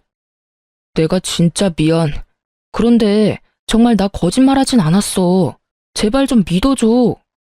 아무리 남편 말이 사실이라고 한들 남편이 친구 아내의 손을 잡고 자던 모습은 머릿속에서 사라지지 않더라고요. 그 잔상이 남아있으니 남편의 말도 믿기지 않았고요. 그래서 전 한동안은 안방에 들어올 생각하지 말고 거실을 쓰라고 했고 그렇게 저희의 각방 생활은 시작되었어요. 저의 화는 쉽게 풀리지 않았고 일주일이란 시간이 흘렀어요. 평소 저희는 부부싸움을 해도 이렇게까지 길게 하는 스타일이 아니었고 만약 길어지더라도 시간이 흐름에 따라 왜 싸웠는지조차 잊어버려 흐지부지 서로 말을 걸며 싸움이 끝나는 경우가 대부분이었어요. 하지만 이번엔 평소 때와는 달랐고 저의 머릿속엔 그날의 일이 잊히기는커녕 점점 선명해지더군요. 남편은 그저 해프닝이라고 했지만 전 이미 남편의 태도 때문에 서운한 일도 있었으니 이번 일이 그저 해프닝이라며 넘길 수가 더욱 없더라고요. 그날도 말 한마디 섞지 않는 남편은 출근을 하고 전 집에서 딸과 함께 시간을 보내고 있었어요. 그런데 친구에게 전화가 오더군요. 그날 이후 처음으로 저에게 전화를 건 친구는 심각한 목소리로 잠시 나올 순 없겠냐고 묻더라고요. 회사에 있을 시간인데 보자고 하는 것을 보니 보통 심각한 일이 아니라는 것을 금세 알아차릴 수 있었고 전 아무것도 묻지 않고 알겠다고 했어요. 서둘러 준비를 마친 전 딸을 집에서 가까운 시댁에 맡기고 친구를 만나러 갔어요. 약속 장소에서 마주한 친구의 얼굴은 일주일 전과 비교도 되지 않을 정도로 엉망이더라고요. 그 얼굴을 보는데 괜히 잘못도 없는 제가 다 미안한 마음이 들더군요. 전 괜히 친구의 눈치를 살피게 되었고 친구는 그런 저를 보더니 2장의 서류를 내밀었어요. 전 친구가 내민 서류를 살펴봤고 그 서류엔 숫자들이 가득했는데 그 숫자들이 가리키는 진실은 경악스러웠습니다. 네 이름이랑 아들 이름은 그렇다 치지만 여기 왜 내 남편 이름이 있어? 이게 전부 무슨 뜻이야? 이게 뭐냐고. 이게 유전자 검사 결과지인데 여기 보면 내 아들, 아니 시우랑 나하고는 친자관계 일치율이 낮지? 그런데 네 남편 다운이는 99%가 넘어. 이 말이 뭐냐면 시우는 내 아들이 아니라는 말이야. 뭐? 그럼 시우가 내 남편 자식이라는 그 말이야? 저의 물음에 친구는 고개를 끄덕였고 전 상상치도 못한 진실에 정신을 못 차리고 멍하니 있었죠. 퍼센트로 듣고 나니 정신이 더욱 아득해졌고 전 친구에게 현실이 맞는 것인지 재차 물어보기까지 했어요. 저의 물음에 친구는 현실이 틀림없음을 일깨워 주더군요. 이게 도대체 뭐야? 전부 사실인 거야? 정말 현실인 거지? 꿈 아니지? 현실 맞고 사실도 맞아. 네가 보고 들은 대로 두 연놈이 그렇고 그런 사이인 것도 모자라서 애까지 낳았더라고. 우릴 감쪽같이 속이고 말이야. 할 말이 없더라고요. 아니, 그간의 이상했던 남편의 행실들이 떠오르며 할 말을 잠시 잃었다는 게 더 정확한 표현이었어요. 전 할 말을 잃었고 그간 남편의 행실이 드디어 이해되기 시작했어요. 이런 사이이니 제가 앞에 있는데도 불구하고 상간녀를 챙겼고 술에 취해 정신을 놓고 상간녀의 손을 잡고 잠이 들었던 것이었어요. 전 그저 허탈함이 몰려왔고 그 허탈함에 웃음이 나더라고요. 그런 저를 보던 친구는 왜 이런 검사까지 하게 되었는지 설명하기 시작했어요. 처음엔 그저 시우가 당근 알레르기가 있다는 사실을 알게 됐고 그땐 그냥 신기한 우연이라고 생각했어. 그렇잖아. 제일 친한 친구가 당근 알레르기 있는데 내 아들도 당근을 먹더니 온몸에 두드러기가 나니까. 심지어 증상도 네 남편이랑 똑같았는데도 그런 쪽으로 생각도 안 해봤으니 그저 신기하다고만 생각했던 것 같아. 그런데 점점 이상한 거야. 지나치게 내 아내를 챙기는 모습도 그렇고 괜히 내 눈치를 보는 아내도 그렇고 이상하다 싶었는데 그날 두 사람이 손을 잡고 있는 모습을 보는데 의심이 확신이 되더라고. 그래서 그 새끼가 숙소에서 쓰던 칫솔이랑 쓰던 베개에서 머리카락 좀 챙겨서 의뢰했는데 결과가 이렇네. 이게 무슨 일이냐 도대체. 친구도 허탈한 듯 웃어버리더군요. 그런 생각은 했었어요. 어쩌면 남편이 친구 아내에게 약간의 호감 정도는 있을 수 있겠다고요. 정말 딱 그 정도까진 생각하긴 했었지만 이렇게 깊은 관계라곤 상상조차 한 적이 없었는데 제 앞에 닥친 현실이 너무 아프고 충격적이더군요. 친구 역시 충격이 컸다고 하며 말을 이어나갔어요. 앞으로 어떻게 해야 좋을까? 나 혼자 결정할 문제는 아닌 것 같아서 불렀어. 넌 어떻게 했으면 좋겠어? 어떻게 하면... 친구의 말을 듣는데 눈물이 나오더군요. 제가 울기 시작하자 친구 역시 울기 시작했고 그간 많이 힘들었는지 어깨까지 들썩이며 울기 시작하더군요. 울 만큼 운 친구와 저는 이야기를 나눴고 저희의 뜻은 같았어요. 저흰 두 사람을 용서할 마음도 이대로 편하게 살게 할 마음도 없었기에 계획을 세웠고 그 눈물의 계획은 곧바로 실행하기로 했어요. 일단 친구는 남편에게 빌려준 돈부터 돌려받기로 했어요. 그간 저도 모르게 적게는 50만 원, 많게는 300만 원. 이런 식으로 빌린 돈이 꽤 되더라고요. 입금 내역을 살펴보니 그 금액이 총 3천만 원 가까이 되더군요. 가족 같은 친구에게 빌려줬고 받을 생각도 없었다는 친구의 말을 듣는데 마음이 참 아프더군요. 너 미쳤어? 이렇게 큰 돈을 왜 빌려준 거야? 나야 집에 급한 일이 있다고 하길래 빌려줬지. 너도 알다시피 이런 일 알기 전까진 그 새끼가 나한텐 가족 같은 친구였잖아. 그러니까 그냥 빌려준 거지. 어차피 못 받는다고 생각하고 빌려준 돈이라 계산도 안 해봤었는데 3천만 원이라니. 사실 나도 좀 놀랐어. 아니 근데 이 새끼는 그럼 이 돈을 다 어디에 썼단 말이야? 집에는 이렇게 돈이 들 일이 전혀 없었는데 시댁도 마찬가지고. 그러게. 한참을 생각하던 친구는 불현듯 무언가가 떠오른 듯 짧은 탄성을 내뱉더니 저에게 돈이 어디로 갔는지 알려주더군요. 그 새끼 나한테 빌린 돈으로 내 아내한테 선물 사준 것 같아. 생각해보니까 빌린 시기에 맞물려서 아내한테 못 보던 명품백이 생겼던 것 같아. 나 진짜 바본가? 어떻게 그걸 지금 알 수가 있지? 그럴 수도 있지. 너나 나나 그런 쪽으로 어디 생각이나 했어? 그렇게 가깝게 지냈으니 당연히 믿어 의심치 않았지. 와, 진짜 이 새끼 대단한 개새끼였네. 정말 친구의 말대로 남편은 대단히 파렴치한 놈이더군요. 가족 같은 친구 아내와 바람을 피운 것도 대단한 짓인데 그 친구한테 빌린 돈으로 선물까지 사주다니. 정말 난놈은 난놈이다 싶더군요. 분노에 찬 친구는 당장 돈을 갚아달라고 문자를 보내고 난 후 자신이 증거를 충분히 모았다며 카톡 대화 내용, 함께 찍은 사진 등을 저에게 나눠주더군요. 친자 검사 결과지 복사본도 챙겨주었고요. 전 그 모든 증거를 잘 챙겨 시댁으로 향했어요. 딸을 데리러 가는 목적도 있었지만 더 큰 목적이 있는 시댁 방문이었어요. 평소 아버님은 입버릇처럼 이런 말씀을 하시곤 했어요. 어머님 역시 같은 생각이었고요. 둘 다 잘 듣거라. 부부 사이에 다른 건 몰라도 폭력, 외도는 사람이 해선 안 되는 짓이다. 폭력에는 언어폭력도 당연히 포함되고 외도엔 정신적인 교류도 포함되는 거란다. 혹시나 만에 하나라도 이런 짓거리를 하다 걸리는 날엔 그 누가 되었든 난 절대 용서하지 않을 테니 잘 새겨들어. 이런 당부를 남편뿐 아니라 저 역시 귀에 못이 박힐 정도로 들었던 터라 모든 사실을 일단 아버님과 어머님께 알리기로 한 것이었죠. 시댁에 들어선 저의 낯빛이 심상치 않음을 눈치챈 어머님은 저에게 무슨 일 있냐며 제 표정을 살피기 시작했어요. 아가, 무슨 일이 있니? 표정이 너무 안 좋구나. 아버님 오시면 말씀드려도 될까요? 2번 말하기엔 제가 너무 힘들어서요. 그래? 네가 정 그렇다면 그렇게 하려무나. 일단 좀 앉아. 안색이 너무 안 좋아.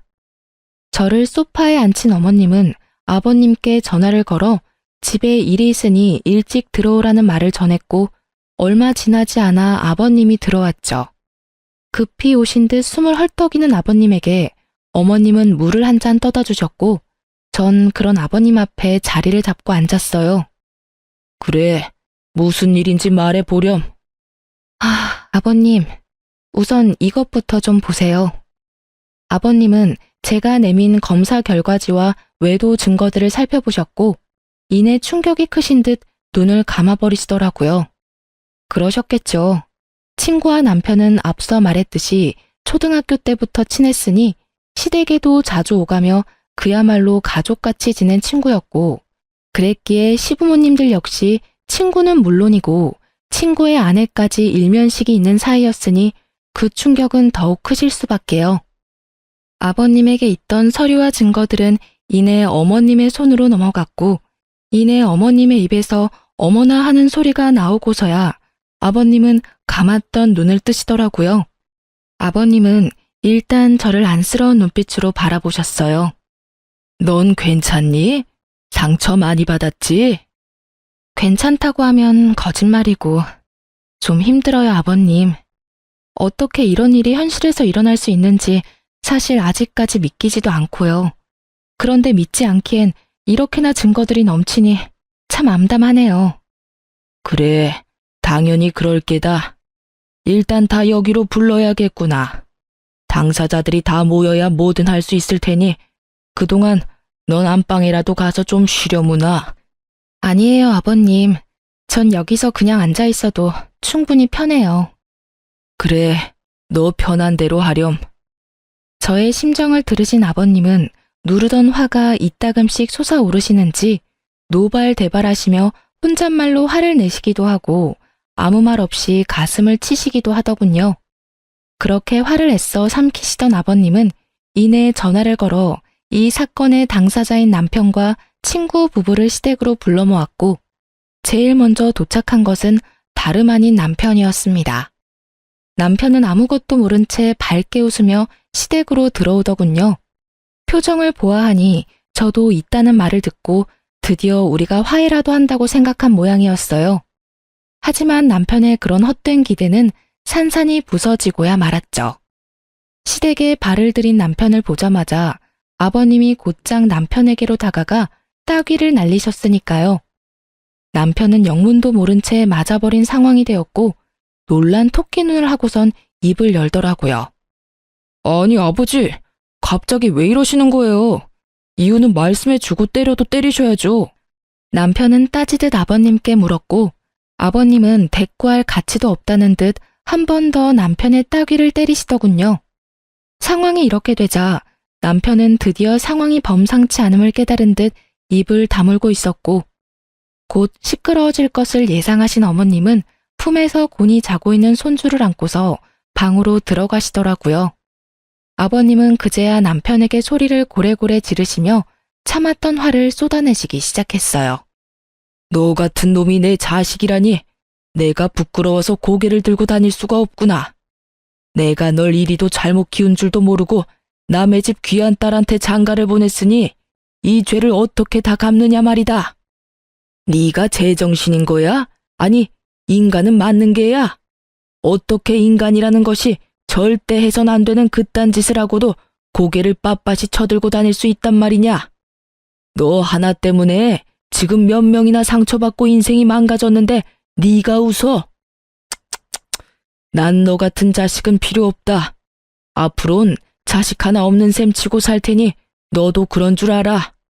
아직까지도 영문을 알 수 없는 남편은 분노가 극에 달한 아버님이 무섭긴 했는지 아버님에게서 한 발 물러서며 이렇게 말하더군요. 아버지, 갑자기 왜 이러시는지 이유라도 설명해 주세요. 저도 뭘 알고 혼나도 혼나고 맞아도 맞아야죠. 아직도 감도 못 잡은 꼴이라니. 이렇게까지 내가 화를 내는데 그 이유를 정녕 모르는 게야? 네가, 네 놈이 감히 내가 그렇게 당부했건만 감히 바람을 피워? 그것도 가장 친한 친구 아내를 상대로? 아버님의 말에 남편의 얼굴이 그야말로 사색이 되어가더군요.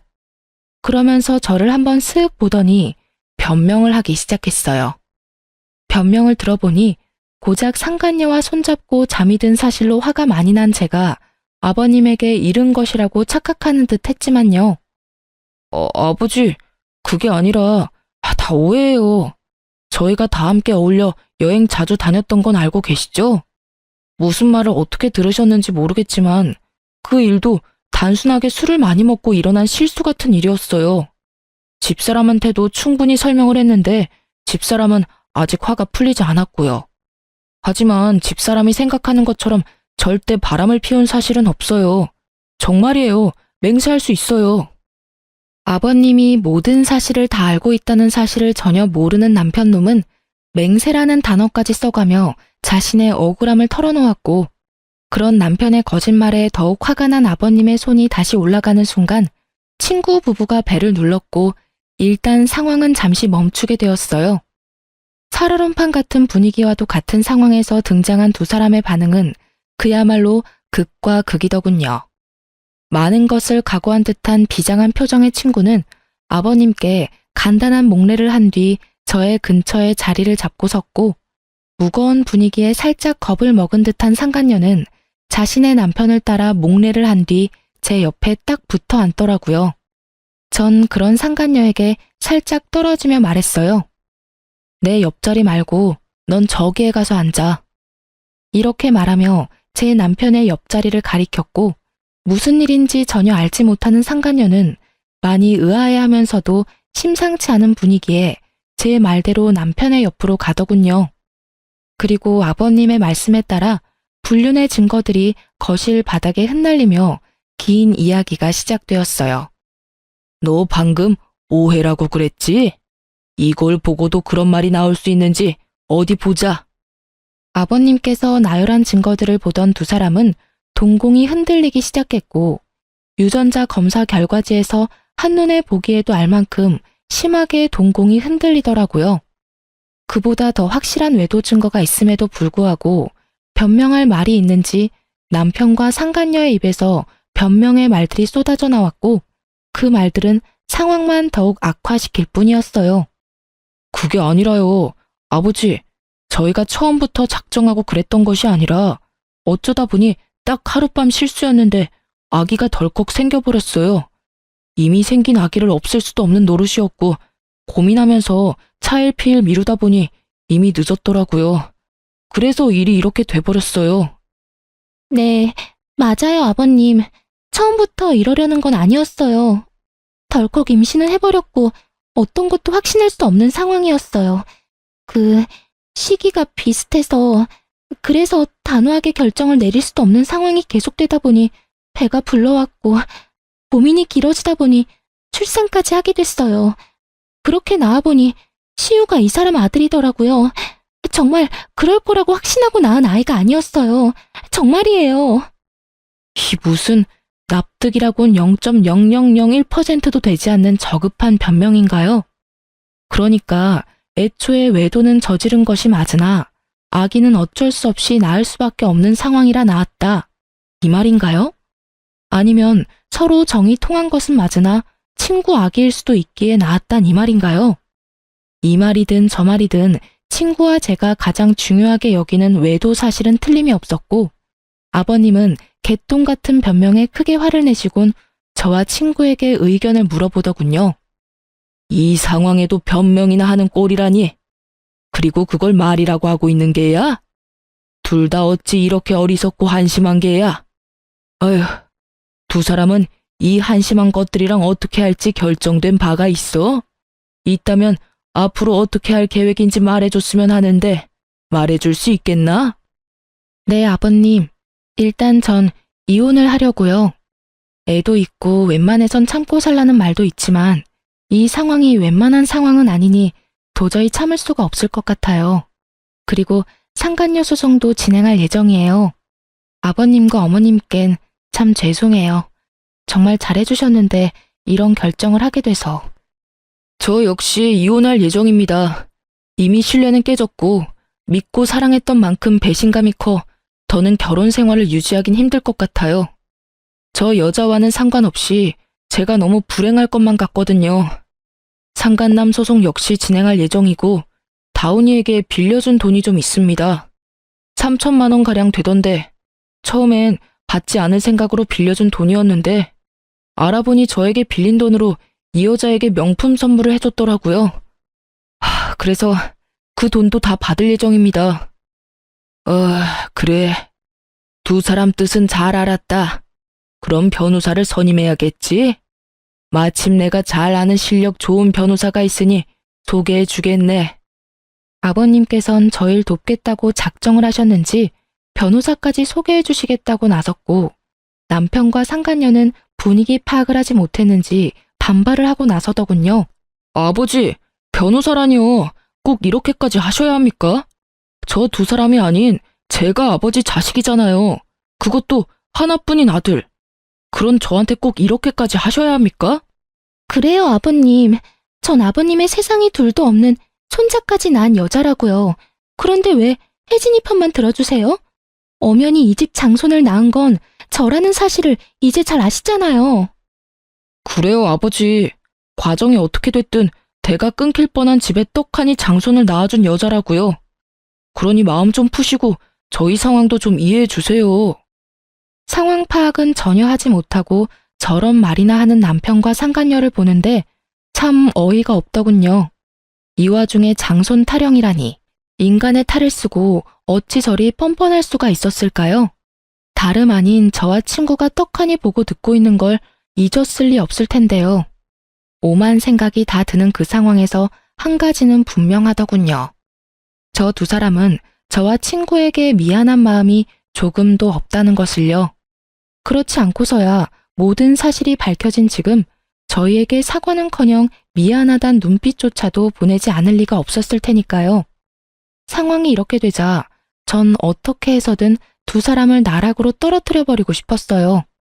남편을 너무 사랑했던 만큼 배신감 역시 엄청났으니까요. 아버님 역시 이런 제 마음을 100번 이해한다는 듯 부들부들 떨고 있는 제 손을 토닥여 주시면서 남편을 향해 호통을 치시더군요. 하나뿐인 아들? 내 말을 잊은 게야? 난 분명 너 같은 자식은 이제 없는 셈 친다고 하지 않았느냐? 다시 한번 말해주마. 오늘부터 넌 내 자식이 아니다. 즉, 연을 끊자 이 말이야. 그러니 자연스럽게 그 아이도 내 손주가 아니다. 아이라도 들이밀며 어떻게 해서든 나한테 비벼볼 생각이라도 하려 들거든. 쓸데없는 짓이니 괜히 아이만 더 불쌍하게 만들지 말란 말이다. 아버지, 그래도 제가 아버지 자식인데 연을 끊겠다니, 무슨, 어떻게 저한테 이렇게까지 매정하실 수가 있어요? 박다훈, 내가 이 이름을 지을 때 얼마나 행복했는지 넌 모를 거다. 그 행복했던 기억과 감정이 아직 내 마음과 머릿속에 남아있는데 내가 이렇게까지 할 땐 그만한 잘못을 네가 저질렀다는 생각은 못하는 게야? 아무리 제가 잘못했다고 한들 혜진이는 엄연한 남이고 제가 아버지 핏줄이잖아요. 핏줄이기에 이러는 것이다. 내 핏줄이기에. 난 네가 모든 사실이 밝혀진다면 적어도 혜진이한테 사과라도 할 줄 알았다. 비록 그것이 눈에 훤히 보이는 거짓 사과라고 하더라도 네가 최소한 사람 새끼가 맞는다면 네가 큰 배신을 한 혜진이에게 사과라도 할 줄 알았다 이 말이다. 그런데 넌 어떻게 했느냐? 혜진이를 보기는커녕 시종일관 어떻게 해서든 교묘한 수로 상황을 피해가려는 행동만 하고 내 눈치만 살피면서 내 마음만 풀어보려고 하지 않았느냐? 그제야 남편은 저와 친구를 바라보더군요. 여보, 미안해. 너한테도 내가 할 말이 없다. 그런데 정말 작정하고 두 사람을 속인 건 아니었어. 그것만은 믿어줘. 이때껏 아무 말도 없다가 기껏 한다는 말이 저 따위더라고요. 얼마나 어이가 없었으면 그 심각한 상황에 코웃음이 다 나더군요. 작정한 게 아니야? 정말 그랬다면 모든 사실을 알았을 때라도 두 사람이 만나지 말았어야지. 관계를 끊었어야지. 적어도 우리한테 그 정도 예의는 지켜줬어야지. 그 당연한 예의도 지키지 못했으면서 작정하고 속인 게 아니야? 넌 지금 그걸 사과라고 하며 그걸 변명이라고 짓거리는 거야? 할 말이 없으면 차라리 하지를 마. 그 편이 덜 비참해. 아니야. 정말 미안해. 진심이야. 진심이라는 남편의 말과는 달리 그 눈동자엔 어떠한 미안함도 담고 있지 않더군요. 그 눈빛을 보는데 절망감조차 느껴지지 않더군요. 친구 역시 저와 같은 마음인 듯 남편을 바라보는 눈빛에 기대라곤 찾아볼 수 없더라고요. 그런 남편의 눈빛과 저희 마음을 아버님 역시 알아채시곤 말하셨죠. 그걸 진심을 담아서 한 사과라고 하는 것이냐? 난 너를 이렇게 파렴치한 놈으로 키운 적이 없는데 네가 이렇게 컸다면 그 역시 내 탓이라고 생각한다. 그렇기에 더욱 난 너를 자식으로 받아들일 수가 없는 게야. 난 내 하나뿐인 자식을 보지 않는 것으로 자식을 잘못 키운 벌을 받을 생각이다. 네 엄마도 내 뜻을 따르기로 했고, 그러니 더는 설득할 생각 말고 이 집에서 나가거라. 그리고 두 번 다신 이 집에 발도 들이지 말거라. 그렇게 상황은 마무리되었고 한동안 제 마음은 편치 않았어요. 아버님이 평생 아들을 보지 않는 것으로 자신 역시 벌을 받는다는 말이 가슴에 깊게 남아 마음이 참 아프더라고요. 평소 아버님이 남편을 얼마나 아끼고 사랑했는지를 누구보다 잘 알았기에 더욱 그 아픔이 크게 다가왔던 것 같아요. 친구와 전 아버님께서 소개해주신 변호사분을 만나 충분한 상담을 한 후 이혼과 상간남, 상간녀 소송을 진행하기로 했어요. 그렇게 이혼이 진행되는 사이 아버님이 그간 가족으로 살 수 있어 여러모로 고맙고 행복했다며 살고 있는 집 명의를 아버님 명의에서 제 명의로 돌려주시더라고요. 이까짓 걸로 제 마음을 풀어보려는 것이 아니라며 그저 자신이 줄 수 있는 양육비이자 위자료라고요. 혼자 딸을 키워나가는 것이 제가 예상하는 것보다 훨씬 힘이 드는 일이라는 걸 저는 알고 있었고, 그렇기에 전 그저 감사하다며 받았습니다. 소송은 시작되었고 생각보다 그 과정은 더 치열하고 더럽더라고요. 하지만 증거는 더할 나위 없이 명확했고 저와 친구는 원하는 대로 소송을 마칠 수가 있었어요. 결혼할 때도 맨몸으로 시집왔던 상간녀는 위자료를 감당할 여유 따윈 없었고 상간녀에 대한 마음이 진심인 전 남편이 자신의 위자료와 상간녀의 위자료까지 감당하고 나서더군요. 한 푼도 빼지 않고 다 받을 수 있다는 안도감과 함께 배알이 꼬이는 것은 어쩔 수 없더라고요. 사람 감정이란 게 참 마음 같지 않다는 걸 다시 한번 깨달았네요. 그렇게 전 남편은 빚더미에 앉게 되었어요. 외도를 저지른다고 모은 돈도 없는 상태에서 상간녀의 위자료도 감당해야 했고 친구에게 빌린 돈도 한꺼번에 변제해야 했으니 그건 당연한 결과였어요. 두 사람은 좁은 원룸에서 살림을 시작했다는 소식이 들려왔지만 그 눈물겨운 사랑도 찰나더군요. 진심으로 상간녀를 사랑했던 전 남편과는 달리 상간녀는 가난을 이겨낼 만큼 남편에 대한 마음이 절절하진 않았고 결국 전 남편을 버리고 아들과 함께 친정으로 가버렸다고 하더라고요. 그렇게 저에게 씻을 수 없는 상처를 준 전 남편은 든든한 울타리와도 같았던 부모님도 잃고 가슴 절절하게 사랑했던 여자에게도 버림받아 남은 것이라곤 큰 금액의 빚뿐이었죠. 친정으로 도망치듯 떠난 상간녀의 결말도 좋진 않았어요. 참 통쾌하게도 상간녀의 친정 역시 그런 파렴치한 행동으로 인해 이혼까지 당한 상간녀를 받아주지 않았고 전 남편에게 돌아갈 바엔 혼자 사는 것이 더 이롭다고 생각한 상간녀는 그 길로 지방 어디로 갔다는 소문만 무성할 뿐 정확한 행방을 아는 사람은 없었습니다. 다만 이따금 후회로 가득한 장문의 문자가 친구에게 오는 걸 보니 나쁜 마음은 먹지 않고 살고 있구나 정도는 알 수 있었죠. 전 육아로 인해 휴직 중이었던 회사로 복직하게 되었어요. 복직으로 인해 어쩔 수 없이 부모님의 도움을 받게 되었지만 부모님은 적적하던 참에 오히려 잘 됐다며 저를 보듬어 주시더라고요. 부모님께 참 여러모로 죄송하고 감사하네요. 집은 친정에서 가까운 곳으로 이사를 하게 됐는데 딸 때문도 있었지만 전 남편이 술에 취해 찾아온 적이 있어 서둘러 옮기게 됐어요.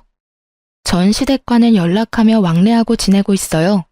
자주는 아니고 가끔씩이지만 왕래할 때마다 두 분 다 저와 딸을 진심으로 아껴주고 계신답니다. 친구 역시 잘 지내고 있는 듯 하더군요. 아무래도 아직 과거가 떠올라 마음이 힘들어 예전처럼 자주 보진 못하지만 혹시나 못난 생각을 할까 하는 염려스러운 마음에 연락은 자주 주고받으며 지내고 있어요. 친구 역시 저와 같은 마음으로 저에게 자주 안부를 물어주고요. 딸이 크면 클수록 예상보다 큰 돈이 들더라고요.